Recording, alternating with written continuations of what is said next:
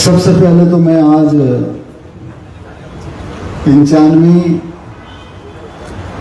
ऐसी चेतन सत्ता जिन्होंने पूरी कायनात के लिए संभाव से काम किया और उनकी स्मृति और उनकी चेतना व्यापक है, उस संदर्भ में आज ये गरिमामय कार्यक्रम आयोजन किया गया। मैं बहुत हृदय से इस आयोजन समिति को साधुवाद ज्ञापित करूं और जो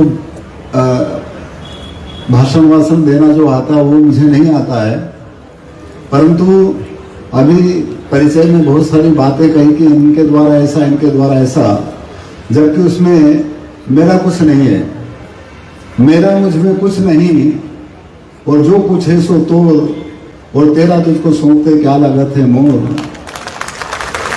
कबीर, गुरु नानक साहब, रविदास, दादू, पलटू, गरीब साहब, जितने भी संत, पीर, फकीर, औलिया हुए, उनकी जो लोक में रची बसी मौखिक परंपरा की कुछ भजन, कुछ शब्द जो मौजूद हैं, वो मैंने लोग से सुना, सीखा और उसी को गाया। इस वजह से वो सब जो है वो उनका है। दूसरा ये है, क्योंकि आज जितने भी मंच पर महानुभाव बैठे हैं, जन बैठे हैं, आप सब सभी अनुभवी महापुरुष हैं, ऐसी शख्सियतें जो कभी मरती नहीं। उसी में से एक दोहा है, एक साखी है कबीर की कि आया है सब जाएगा और राजा रंग फकीर, और कोई सिंहासन चढ़ चले और कोई बंधे जंजीर।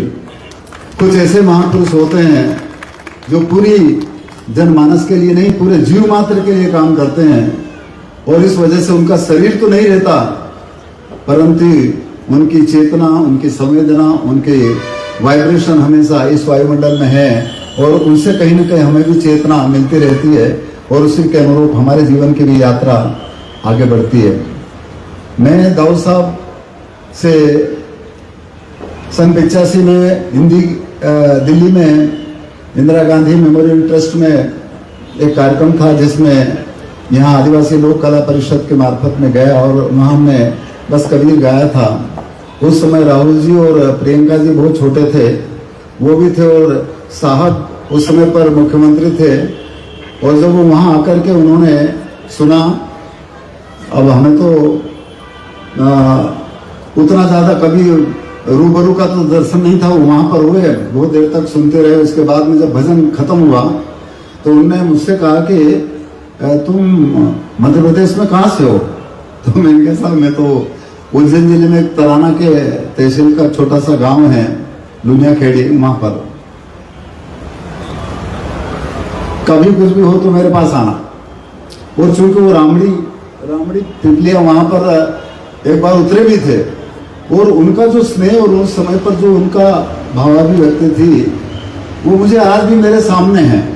तो इस वजह से ऐसे जो पूरे सरल और सरलता के साथ में इतनी जगहों पर रहने के बाद भी जो एक किसी के प्रति जो उनका ऊपर ले जाने का या उनके प्रति जो उनका भाव था वो मौजूद है, और वो शरीर से आज नहीं है, परंतु इस विचारधारा को, और वो विचारधारा जो पूरे जनमानस के लिए एक सकारात्मक दृष्टि से इस मानव मात्र को चेतना देती है, उसी के सम्मान के रूप में उन्होंने और आप और हम सबको जो प्रेरणा दी, मैं निश्चित रूप से उनको इस अवसर पर हृदय से अपने भावांजलि प्रेषित करता हूँ।